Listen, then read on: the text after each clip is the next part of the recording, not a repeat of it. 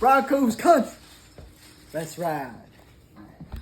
What is going on, everybody? Welcome back into another edition of the Fan Committee Football Podcast. I'm one of your hosts, Joe Tuman. As always, I'm joined by my co-host, Michael Herrera. We're starting our AFC West coverage today, and for that occasion, we got a very special guest, the sports editor of Penn State's Daily Collegian newspaper and an esteemed Denver Broncos fan, Mr. Andrew Buckman. Buckman, thank you very much for joining us today. How you doing? Good. Thank you for having me. I'm doing well. Mike, how you doing today? I got it as always. I'm doing great. I'm excited to talk about the AFC West. It's a good division. A fantastic division. A lot of people have been hyping up this division as the best in football. A lot of competitive teams. And, one of the teams that hasn't necessarily been in the race, Andrew, is your Broncos. But I think that's about to change this coming season. Lots of changes. Obviously, the big Russell Wilson trade, but also the coaching change to my former Packers OC, Nathaniel Hackett, among other things. So before we get into all the specifics, Andrew, what's just your mindset as a Denver fan right now? How you feeling? I'm feeling good. I mean, just for the record, us not being in the divisional race is not a norm.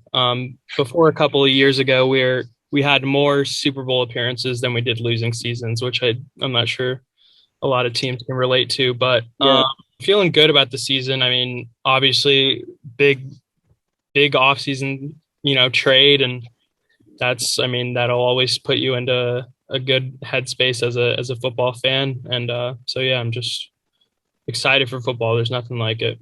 Yeah, it's NFL. We've all been waiting for it to come back all summer. And Russell Wilson's the trade to Denver. Mike, were you surprised by it at all, or were you expecting it? Honestly, I actually wasn't expecting a Russell Wilson trade. I figured Russell Wilson, he loves Seattle and all that. So I really thought that they would figure something out, because I figured the team would be like, you know what, you just had a bad season. It's okay. And he would be like, you guys have done right by me most of my career here. So I figured things were going to work out, but it didn't. The Broncos are definitely better poised for success than the Seahawks are, because now the Seahawks have Drew Lock and Geno Smith, I guess. Yeah, right. They got the hodgepodge of quarterbacks. The old saying, if you have two quarterbacks, you have none. Buckman, I'm sure you're not the biggest Drew Lock fan. Would that be correct? I love okay. Drew Lock. I do. I have a Drew Lock jersey. Yeah. Nice. I think I was expecting him to win the job. I think he'll probably start more games than Geno will. One, because Geno can stay healthy for more than 3 games, and 2, because Geno's just I don't know, he's just boring. Drew has some excitement to his game, and he's willing to take risks, whereas Geno just doesn't. He just rarely takes risks. That's why he never worked out with the Jets, and that's why he's been a career backup at this point. But I'm a big Drew Lock fan. I think I tweeted out there's no way Drew Lock lost to Geno Smith, and I saw you. I saw this one interception in the preseason. It's one of the worst throws I've ever seen in my entire life, and I immediately went back to my Twitter and I replied to myself and was like, "Oh, never mind." Yeah, I mean, as a lifelong Brett Favre fan, I can respect the gunslinger, the approach, but now you guys got Russ, and having him here, I feel like, can you already feel, Andrew, just the difference? I heard some people talking about this on the podcast I often listen to. It feels like the vibe around Denver. He's just kind of had this gravity to him with the other players. Do you think that's accurate? Yeah, it's definitely a different feel. I mean, with Drew Lock was like a very cool dude, and you loved his swagger here, but in the same sense, it's kind of nice to have a quarterback that's super corny and that turns into a meme in not the best ways. The whole Broncos country let's ride thing has been it's been kind of awesome, just having someone you can make fun of him, but once he steps on the field, it's just it excites you, and that he's going to make the right decisions. And I mean, now he has probably the best offensive line his entire career, and the Broncos are just slightly above average in that respect. That's saying something. So with that, hopefully he doesn't turn into the Russ that just starts spinning in circles, and he realizes that he has a good offensive line in front of him that can protect him, and he lets that thing go. So yeah, I'm glad you brought that point up, because Mike, we've seen in the past. Russell Wilson's been a 30, 40 times sacked in a year guy with Seattle. They never really bolstered that line, even after getting Dwayne Brown like 5 years ago. And now, you got Garrett Bowles, you got Quinn. Is it Mainers, Andrew? Is that how you say his name? Miners, okay. Yeah. Dalton Reisner, all these solid players, and we'll see if Lloyd Cushenberry can take a step as well. But, Mike, what do you expect from this offensive line, blocking for Gordon, blocking for Javonte?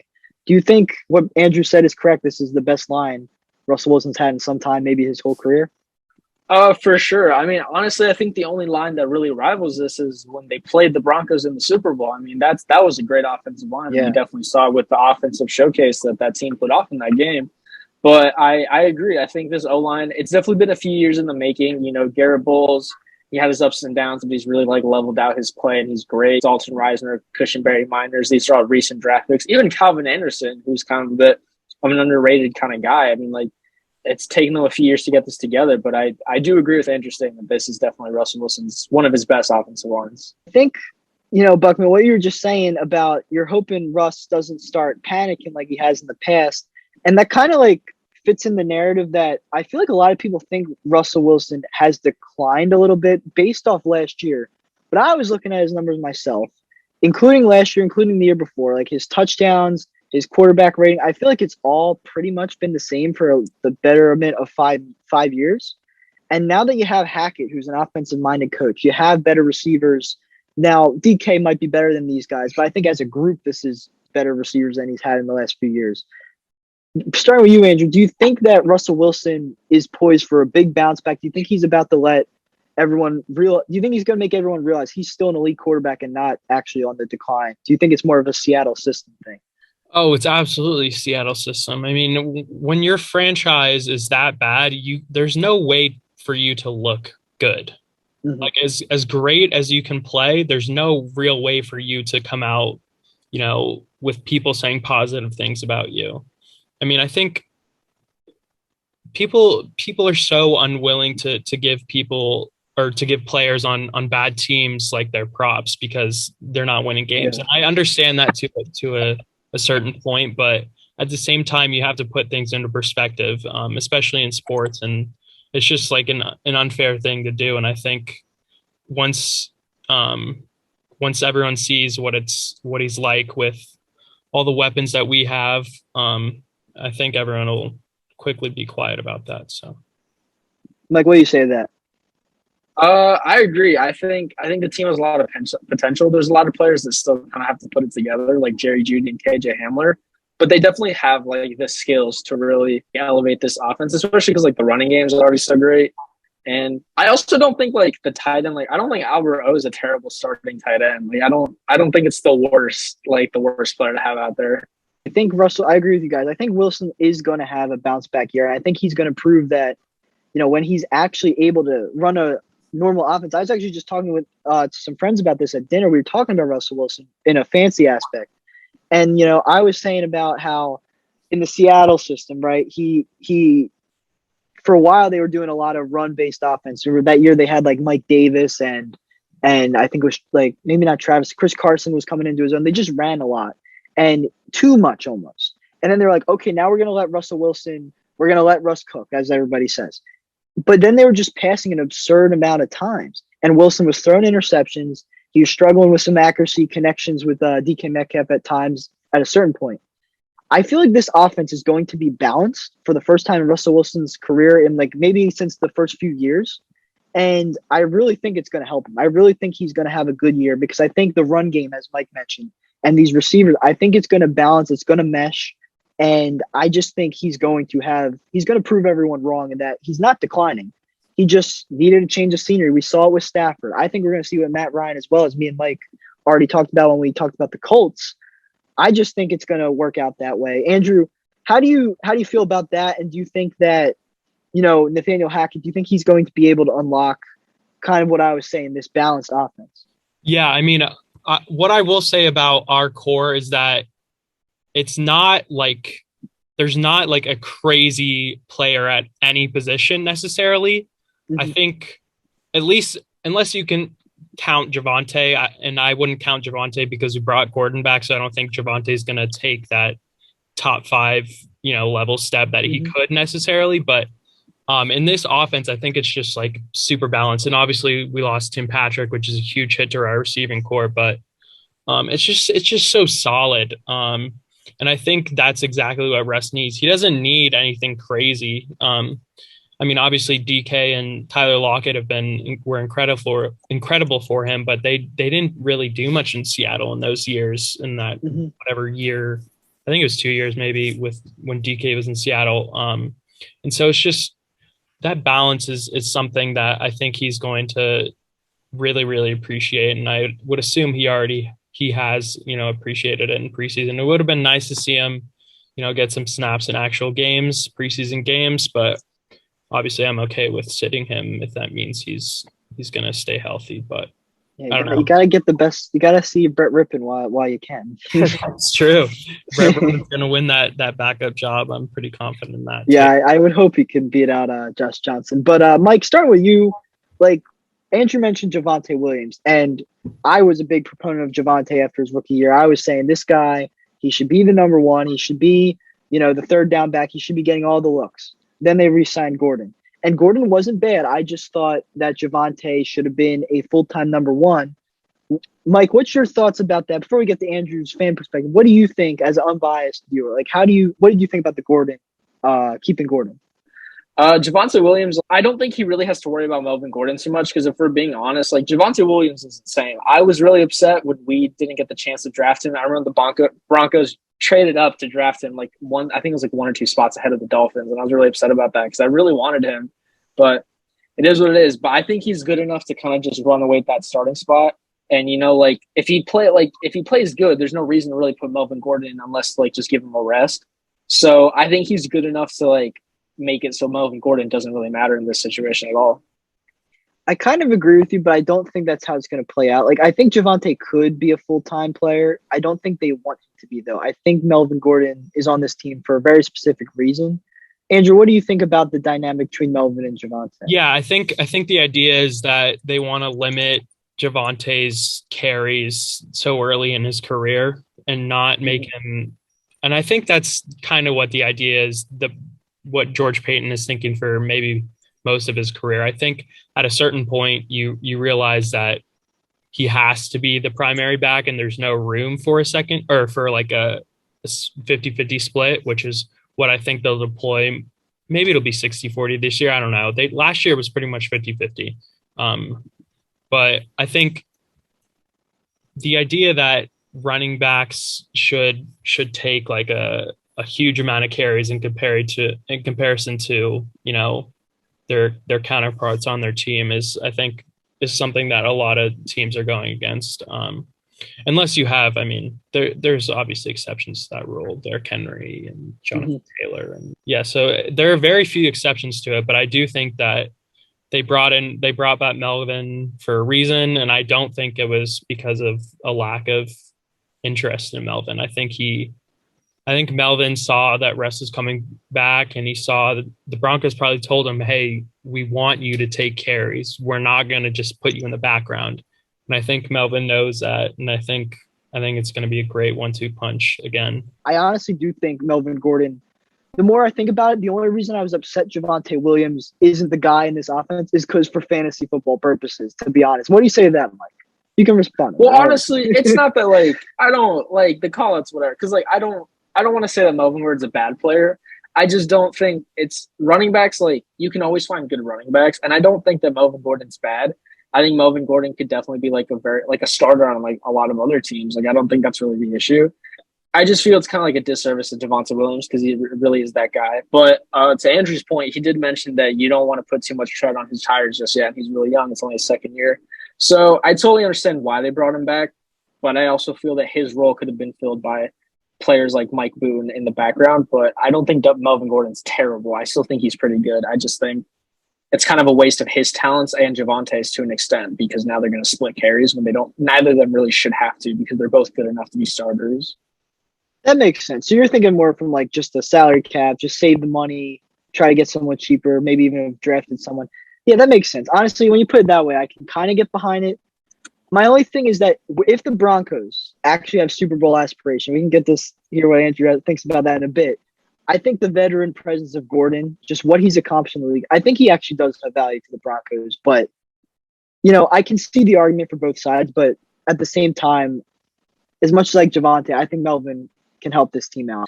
I guess my thing is more just like the veteran presence. I do understand that, but I don't know. I just think that they're both good enough to be starters. So, but it is what it is. Fair enough.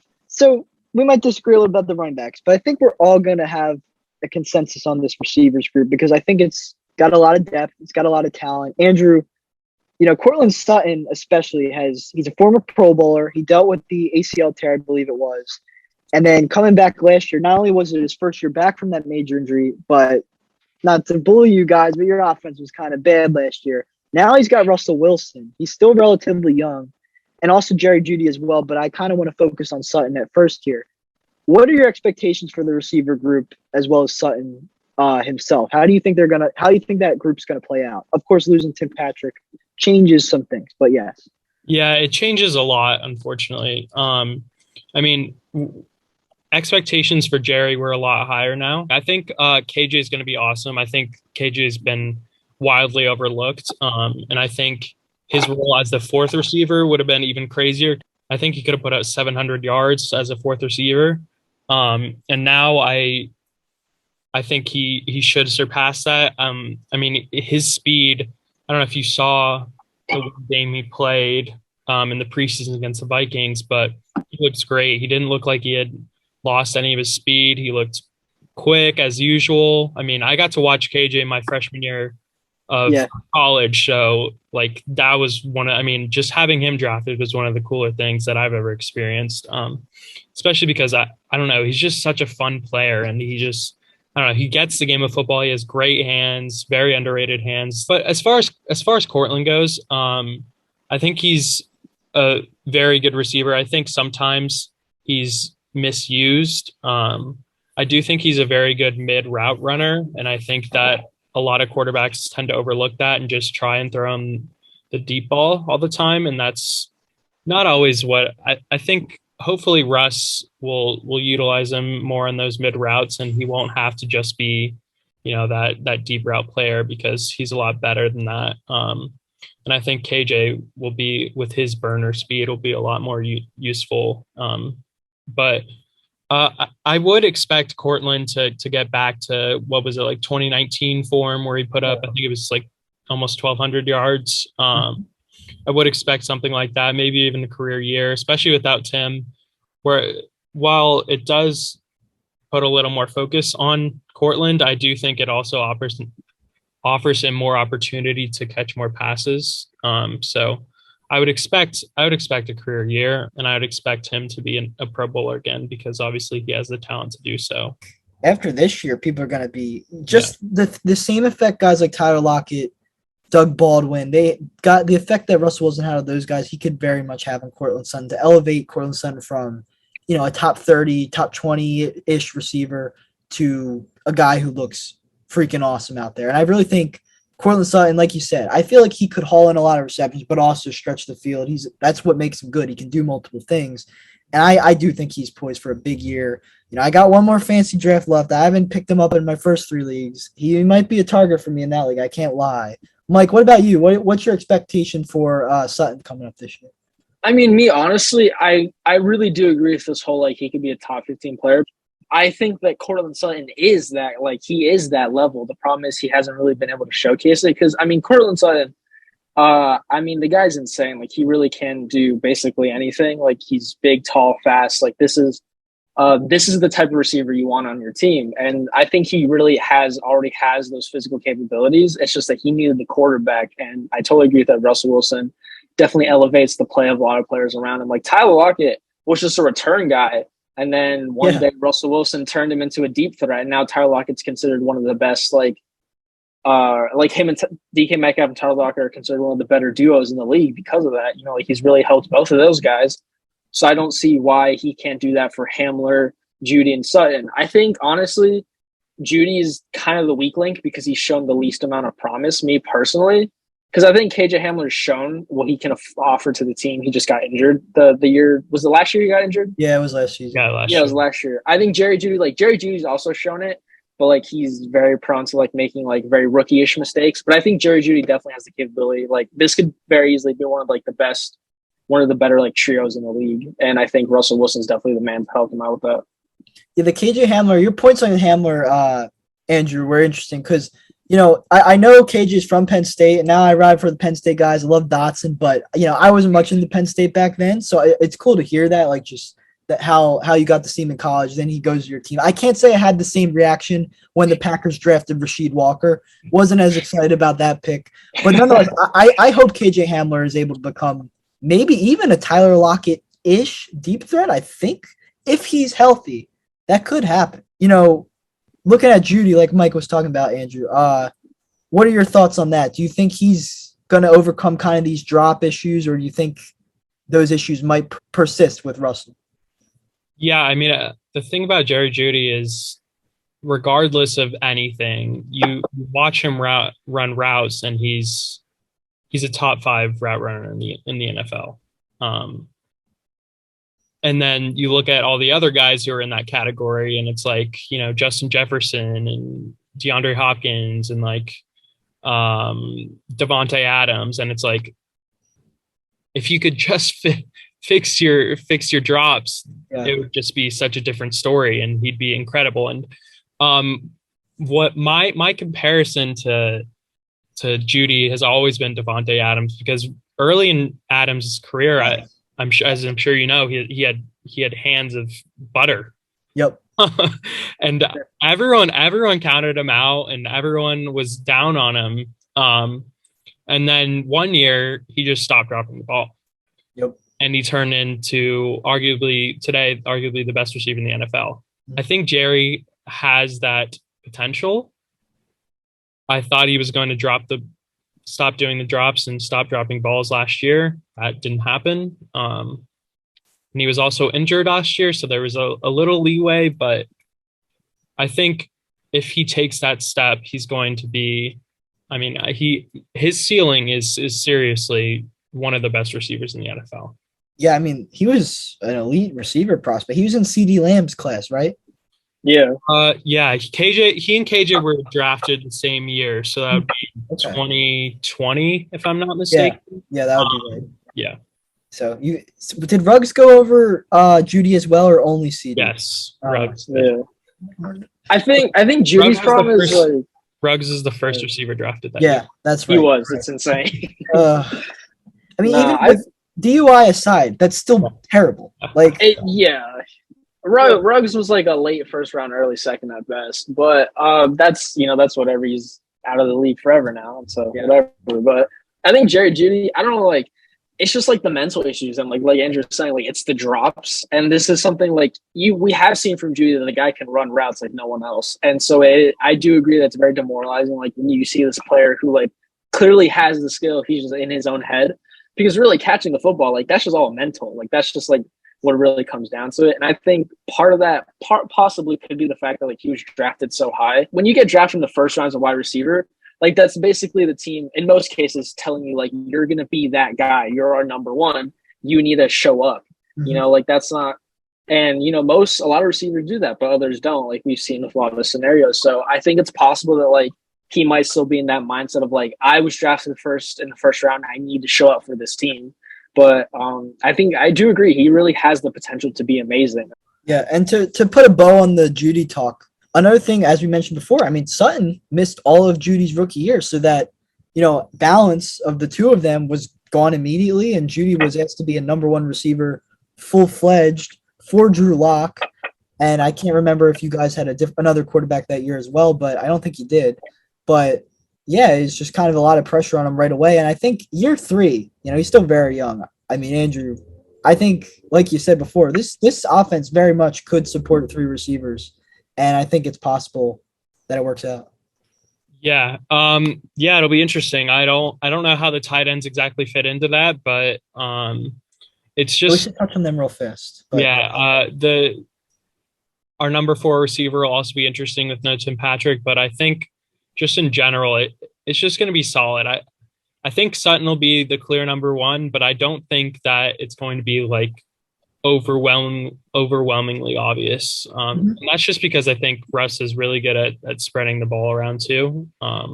I think Mike Boone will be a great receiving back, and I think that's what his role is going to be for us in general. Because while Melvin is a great, he's a good receiving back, he also has problems with holding onto the ball, and so I would only really like for him to carry the ball, and so we limit the amount of time that he's on the field. But yeah, it'll be interesting. I think we have a couple interesting prospects as far as that number 4 spot goes, with Seth Williams out of Auburn, who's coming in his second year. We have a kid at a punt returner, Montreal Washington, out of I think he went to a Colorado school or something like that.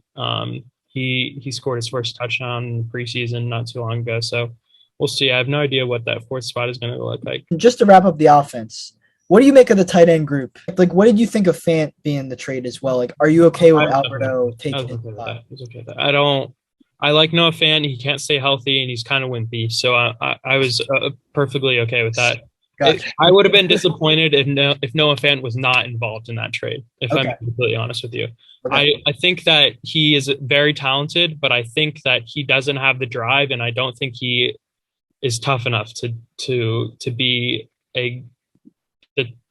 the tight end that he can be, because I think he could be a top 7 or 8 tight end for a decade if he could stay healthy, and if he could just get over some of the mental stuff that he does, because he's a terrible he used to be a terrible blocker. He has the potential to be a great blocker, but he's also lazy when it comes to blocking, and he's lazy when it comes to getting off on his routes too, out on his routes too. So it's just it's just not there for Noah Fant, and I gave it a couple of years and I just lost patience with it. So I'm excited for Alberto, because I think Alberto is very talented. And I think the guy out of UCLA, Greg Durlick or something like that, I don't know. It's Dulcich? I don't know exactly. I think it's Dulcich. I think you're right. I think it's Dulcich. Okay. We'll go with that. I think he's really talented too. And he'll be a lot of fun to see. I don't know. He's just like a weird character, which I kind of love in a tight end. That's kind of one of the qualities I look for in a tight end. I think Noah was just so boring that I've stopped looking for that for a couple of years. And I think Greg will bring that back and have that nice quality. And I think Andrew Beck is our 3rd receiver, but he's going to play fullback or something, or 3rd tight end, but he's going to play fullback or something. So I don't know. We'll see. It's very you don't know what to expect out of them is how I would summarize it. Yeah. Mike, do you have any? I have a thought on Alberto, but you go first. What do you think of this? I mean, honestly, it's a very at worst okay, and at best a good tight end group. There's no one here who really stands out. These are some solid players. They're not going to do anything spectacular. So far, I see. At worst, this is a solid tight end group. I think is probably where you want to be at right now. Yeah. Yeah, I just drafted Mike in our Dynasty League last night. Alberto, I'm pretty much making him my number 1 tight end. I went with it. I have Cole Kmet as well, but he's kind of in case Alberto fails. But anyway. That's why you wanted Njoku. Yeah, well, yeah, I was trying to get Njoku from you. But anyway, to put our Fantasy Football League aside, Buckman, you tell me if this makes sense to you. Alberto kind of reminds me of Julius Thomas in that he went from this guy on the team, didn't do a ton. Now, Alberto did a little more already than Julius Thomas did before that big season with Peyton, but just getting this great quarterback and, a very athletic tight end in Alberto or a Julius Thomas, and they're just in there. I feel like Alberto could be a lethal red zone, touchdown guy for this team. Yeah, I think he has good size as far as his height goes. I think the one difference between Julius Thomas and Alberto is Julius Thomas is just massive. Okay, yeah. He is a basketball player in college. Yeah, played like a basketball player too. And I think Alberto is a tall guy, and he's good with taking balls from cornerbacks and stuff like that. But I think the difference is Julius Thomas could just beat down linebackers, go through the middle and just beat down linebackers. Whereas what I think about with I don't know, Alberto is almost a wide receiver in a sense. But I do think there is still that element of like being in the red zone and going up and getting the ball, because he showed that a lot with Drew Lock. And in this case, I'm not going to discredit Drew Lock because they played at Missouri together. So Alberto doesn't have an excuse for Drew Lock being bad. But just in general, I'm very excited for Alberto. I think he has a lot of potential. Obviously, it just seems like to be a theme with Denver Broncos tight ends, but he has to stay healthy if he wants to be good. So we'll see if that happens. Speaking of having some potential, though, as you mentioned, with this tight end group, I think this defense has also got a ton of potential. I mean, we can start before we get into the position groups. Just Andrew, what are you expecting of the defense as a whole? Because I think you definitely got better. Yeah, I think we got better in every aspect other than we're playing like a 3-4 defense, so like a Mike and Will linebackers. I don't know exactly what to expect. Josie Jewell is going to be. I mean, Josie got hurt last year, so that'll be tough. I don't know if he's going to be himself before. He was like, I think he was a 100 tackle guy before he got hurt. He was, yeah. I was looking at some numbers, yeah. And so if he can come back and be his self, I'm very excited for that. I have no idea what Jonas Griffith's going to do. I have no idea what the guys behind him are going to do. I don't know what to expect out of that, but in every other aspect, we got better. We have one of the best defenses in the league. And I'm very, very excited for that because of it. I mean, we have the best safety group in the league. I mean, they're pretty good, though. They're pretty good. I like Justin Simmons. Better than Justin Simmons. And I mean, Micah Hyde and Jordan Poyer both made the me and Mike already talked about that a lot, so like we feel strongly about that. That's all. Yeah, it's fair, but I disagree. And then cornerback, I mean, I think Pat Surtain's going to take another jump. If no one ever throws at him, that'll be mission accomplished, obviously. And I think, I mean, Ronald Darby's just a weird one to me, but I think Ronald Darby is extremely talented, and sometimes he just forgets that he's playing football sometimes. So hopefully he doesn't do that as much as he usually does. Yeah. But the nice thing is, I think our defensive line is going to be really, really solid. I guess in this case, it'd be like we have two guys on the outside that are, Gregory and Chubb, and then Malik Willis will be tearing it up too, or Malik Reed, sorry. Yeah. Malik will be tearing it up too. So yeah, I'm really excited. There's a lot going on. And a lot of just excitement in general, and we definitely improved in a lot of ways. I don't really know what our situation is at nose. Look right here. DJ Jones is pretty good. Yeah, I like DJ Jones. I think Draymond Jones is going to be really good on that one edge. I don't know about I'm a little worried about. I think we have decent depth on the defensive line. I'd say maybe. Yeah. I'm not entirely sure about the defensive line. I think DJ Jones would be great. Draymond is an absolute monster. Yeah, I like him a lot. Funny, this is such have a career year, and he's going to. Oh my gosh, I think Draymond Jones has the potential to be a 3 or 4 time Pro Bowl player just out of nowhere. So okay. But then obviously Randy Gregory is just a huge addition, and if he can actually play and stay healthy, I think Russ gave me the most hope, but I think I was maybe most excited about Randy Gregory after I kind of sat back and thought about it, just because he's just he's a game changer when he's at his best.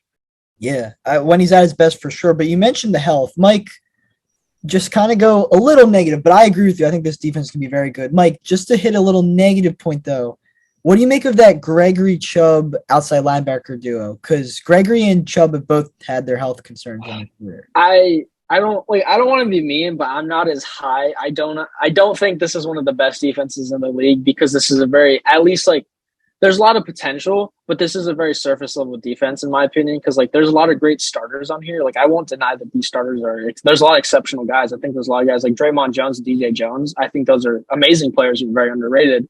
Kareem Jackson, Justin Simmons, Pat Surtain. But the problem is this secondary, this depth is concerning. The same for the linebackers, especially with guys like Bradley Chubb and Randy Gregory, like you were saying, who have not had the best health in recent years, especially Bradley Chubb, who ever since he got injured, because he His second year. He's missed like half the year for the 2 straight seasons in a row, right? Something like that. He had double-digit sacks as a rookie. He got hurt his second year, played in 2020, and last year was injured, I believe. Okay, yeah. So like Bradley Chubb, like I don't know, like they gotta. Honestly, I think the linebacking core is kind of the weakest because you're like, I do like Randy Gregory and Bradley Chubb. Those are excellent players. The problem is they have their health problems, and Bradley Chubb especially really needs to bounce back because he hasn't played well because he's been injured so often. The secondary is very concerning to me, honestly, as well. Like Pastor Really? Tan, Kareem Jackson, Justin Simmons are great, but Ronald Darby, like Andrew was saying, like Ronald Darby sometimes kind of forgets where he is and what he's doing. So I don't know if he's like really the guy I want next to Pat Surtain personally. Here's my counter to that though. And Andrew, you let me know if you agree. Like Ojemudia, he's coming back from the injury as well. I like That's him in fair. the slot. K'Wan Williams is a sneaky signing. And Darby, for all of what both of you said about him, I don't want to be a stat watcher, but his stats and his advanced like coverage stats weren't that bad. Like, what do you say to that, Andrew? What do you say to Mike's critique there? Yeah, I agree. I mean, we were kind of on the same page with that, but like I just think like sometimes it just doesn't click with him. I think I mean, Eagles fans know that too. Yeah. yeah, like he has almost all of the game. He is very, very good and he's on top of things. And then sometimes he'll just like blow a coverage and he'll just like, I don't know. I think when he plays man defense, I think he's a very, very good cornerback. Mhm. And I hope that's what we're going to do. I don't like when Pat Surtain doesn't play man defense because he's too good not to play man defense. And I kind of hate the fact that you would put a guy like on an island or be on an island in zone defense, but that's a whole different story. I have no idea what our defense like.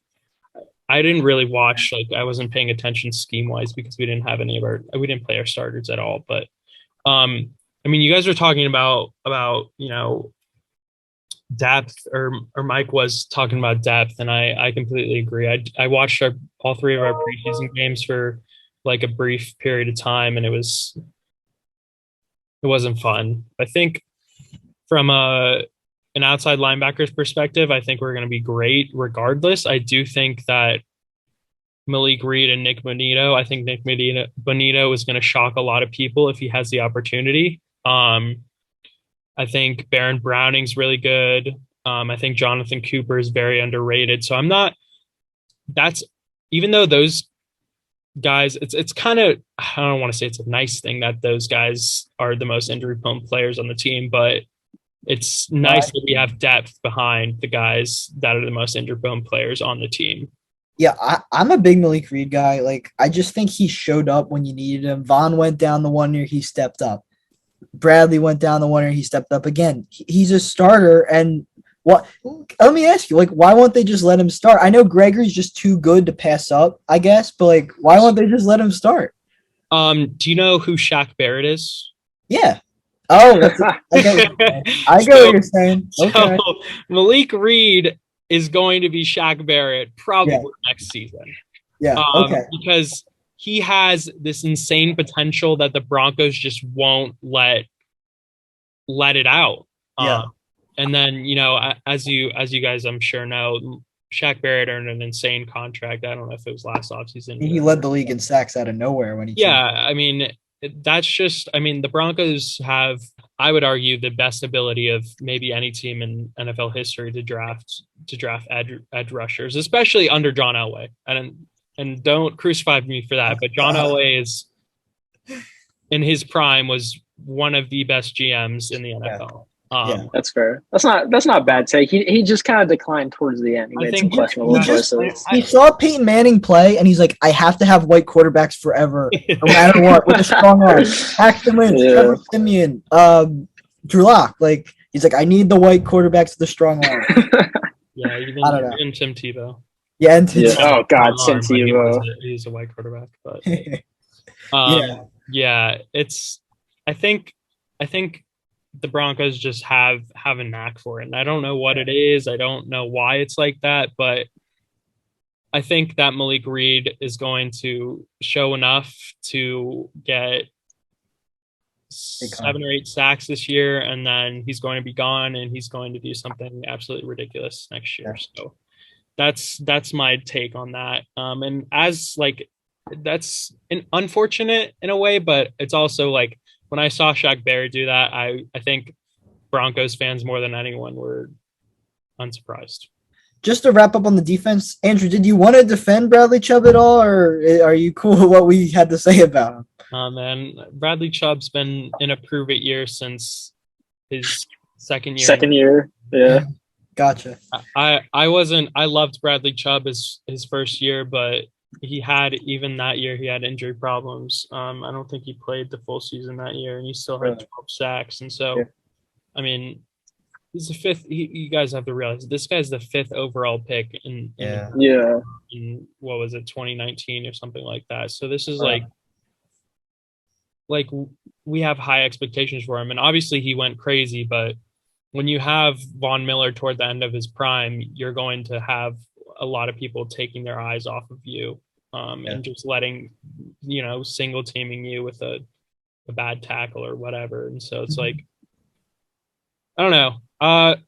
I haven't been a Bradley Chubb defender in quite some time, and I don't think I will be until he proves that he deserves that contract that he somehow thinks he deserves right now, and delusional in that way. But I think Bradley Chubb is an incredibly talented football player, and I just don't know if he can ever stay healthy or if he can ever stay consistent. So before we move on to just predicting how the season's going to go, did you want to say anything about the punter situation, or should we just move past it? Here's where I'm at.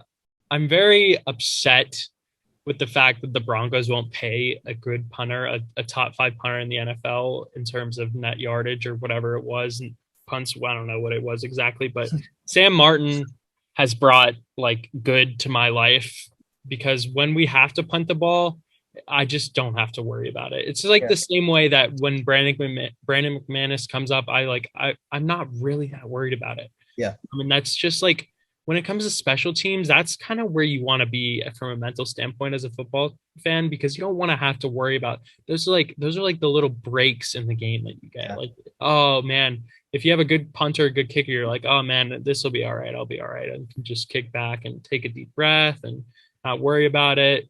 Even if you're frustrated about, an offensive drive, like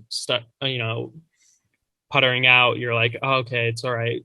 Our special teams has it covered. And so just like not being willing to pay someone that money is super frustrating. And the worst part is like they essentially lied about it afterwards. Like I saw 2 or 3 tweets from Broncos reporters saying that Sam Martin lost the job. Mm-hmm. Like he was the worst punter or something like that, which is just BS, because there's absolutely no way that this dude, who I think the Steelers cut him, if I'm not mistaken. I don't know where he came from exactly. Yeah, the Steelers. He's not like our first choice. And so the fact that I have to like deal with that from like a mental standpoint, and I'm being lied to by journalists that are supposed to be unbiased, right, is frustrating. But that's I said too much. I'm frustrated with it. I think hopefully we'll have to punt way less than we did last year. Yeah. But we shall see how that goes. Yeah, I hope it works out for you, because as a Packers fan, I've been dying for a good punter for maybe the entire time I've been watching football. So, yeah, I hope that works out for you guys. But moving on, just to wrap things up, looking at the schedule this year, this is where the predictions come into play. So, Andrew, you've already pretty much told us off there you think this team is winning the division, but before we get to the official prediction, let me just walk through the schedule real fast. So you start with Russ's return to Seattle. You're on the road for the Seahawks. You host Houston. Then it's the Niners. You visit Vegas, home for the Colts, road for the Chargers, home for the Jets, in Jacksonville, a Week 9 bye, in Tennessee, home for Vegas, in Carolina, in Baltimore, home for the Chiefs, home for the Cardinals, on the road for the Rams, on the road for the Chiefs, and you finish with the Chargers at home. So obviously, this division is going to be a bloodbath. Everyone's been talking about it. A lot of people agree it's the best division in football. With that in mind, plus, you got some other teams like the Colts, the Niners, that could pose you some threat. How are you feeling about this team? What's your prediction, more or less? I don't know if I have like a specific record prediction. I think 11 or 12 wins is a good benchmark, and I think that's, as crazy as that sounds, I think that will be enough. I think 12 wins will be enough to win the division, just because those divisional games are going to be just brutal for every single time. Mhm. Every single team and every single time you match up with an AFC West team, it's not easy. 6 games against teams that have been mentioned by numerous outlets in the Super Bowl conversation. A lot of outlets don't agree on who will win the division and who will be in Super Bowl contention, but I've heard every single one of every single AFC West team mentioned in that conversation in one capacity or another, which is insane and almost never happens. And so just that is going to be a mental battle for me personally every time I have to watch those games, because there's nothing I hate more than losing to the Las Vegas Raiders or Oakland Raiders. Nothing in my life that I hate more. So just dealing with that and dealing with Raiders fans on Twitter, because I spend an absurd amount of time on Twitter just as my job now. It's like Right. it's going to drive me insane. So I say 11 or 12 wins, because we have a pretty, I think we have a tough schedule this year, so Yeah. it won't be easy, but I'm excited for it, and I think we have the potential to make some serious noise, and I do think we will win the division. So Yeah, I before we get to me and Mike's prediction, I just feel like the Broncos Raiders dynamic, it reminds me of the Packers and the Vikings. It really does. And the Raiders have more success than the Vikings historically, but I just feel like over the past 2 decades, especially, I feel like it reminds me of that dynamic a lot. So I just wanted to say that. Mike, we don't want to rain on Andrew's parade here, but like, what do you think for the Denver this year? Honestly, I feel like a 10-win season is completely possible, but at the same time, the problem is that considering how loaded the division is, it's very possible this ends up being like a 7-win team just because like things just don't end up great. So it's kind of me personally, because of how loaded the division is, it feels kind of hard to like really say where they are. But I do think that this like I do think that like 11 wins is entirely within the realm of the possibility. So I don't really have a solid prediction for this team because it's just like the division is too good. You don't know how like these games are going to play out. So Yeah. See, I think you hit it on the head there, Mike. And I know before I've told Mike that I had Denver finishing last, but I've changed my mind. I no longer think that's the case. I have this team going 10-7. I firmly believe they're a playoff team. I don't know how far they can make it in the playoffs, but if Russell Wilson is on his game, if he can turn the clock back about 2-3 seasons ago, we could really see this team do damage.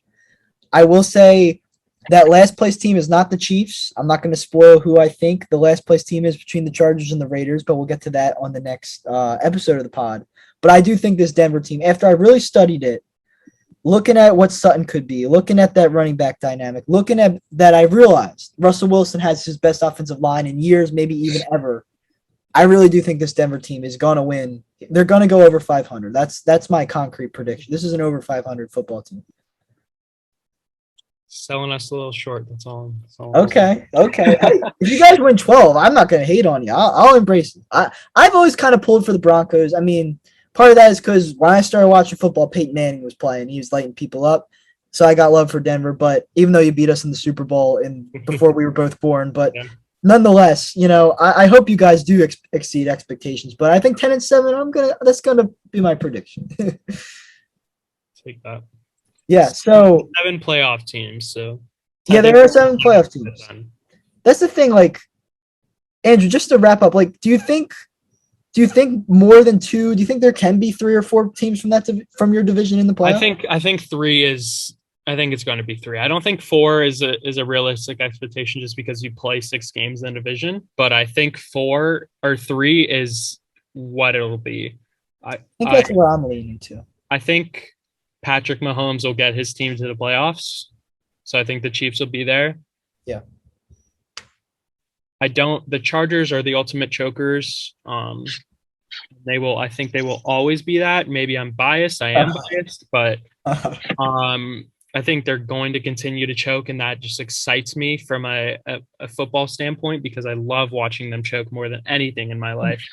But I think it'll be interesting to see who between them and the Raiders who that third team will be. I think Justin Herbert is going to be just at his best as usual. And I think he'll make even a bigger step, but I don't know. I think either the Raiders or the Chargers are going to, poop the bed and just screw up as they always do. And that makes me excited and happy. So I think it'll be us, the Chiefs, and then one more of those teams. I don't think it's realistic, especially with like the NFC or the AFC North having a bunch of several good teams. And I mean, I think there's at least two solid teams in every division. Tennessee and Indy, and so I think it'll be 3 teams. Mike, do you think that too? 3 teams? I mean, I just don't know. It's just very hard to predict because, like, yeah, the Chargers have famously chokers as well, but I mean, I don't want to lie and act like I don't like the Broncos. I mean, I like their uniforms. I like their quarterback. I like some of their players. Like, I think, it's a difficult team to hate because I don't really have any issues with the Broncos. I like them. But the problem is I don't know, the conference is loaded, but I agree that it's going to be 3 teams because one of these teams is going to have to choke ultimately because not every team in that can be great, which is kind of like similar to like the Dolphins division. Like, it's not the same level. I wouldn't say every team is the same level, but it's like there's going to have to be 1 or 2 teams that's just not as good as the others. And I think he's totally right about it. My guess would probably be like possibly the Raiders, if anything. But I guess we'll have to wait till the season starts. But I do agree it's definitely going to be like probably 3 teams are battling it out for the division crown. Yeah. All right. Sounds like we're all in agreement. So Broncos are making the playoffs. Their division mates that make it remain to be seen. But the Denver Broncos are back. So thank you guys for listening. Andrew, thank you very much for joining us. It was a pleasure having you on to talk about your team. Make sure to check out the Collegian, right, Andrew? We got to promote the Collegian. Yes, promote the Collegian. Before we go, Mr. Buckman, can we get a little Broncos country? Broncos country. Let's ride. Yeah. All right. That's going to do it. All right, guys, thank you so much for listening. We decided to push the Chiefs back to another episode. We might just put them out as their own episode. I wanted to give Buckman the full front to talk about his Broncos on this episode. I didn't want people to get scared off by the time length of the pod if I stuck the Chiefs on in the end. I wanted everybody to listen to our fantastic sports editor, Andrew Buckman, as well as me and Mike, talk about the Broncos. So thanks for listening. It'll be exciting to see what happens in the AFC West this year. But other than that, make sure to follow the Fan Committee wherever you listen to your podcast. Check out my YouTube to watch the podcast. And other than that, have a great rest of your day.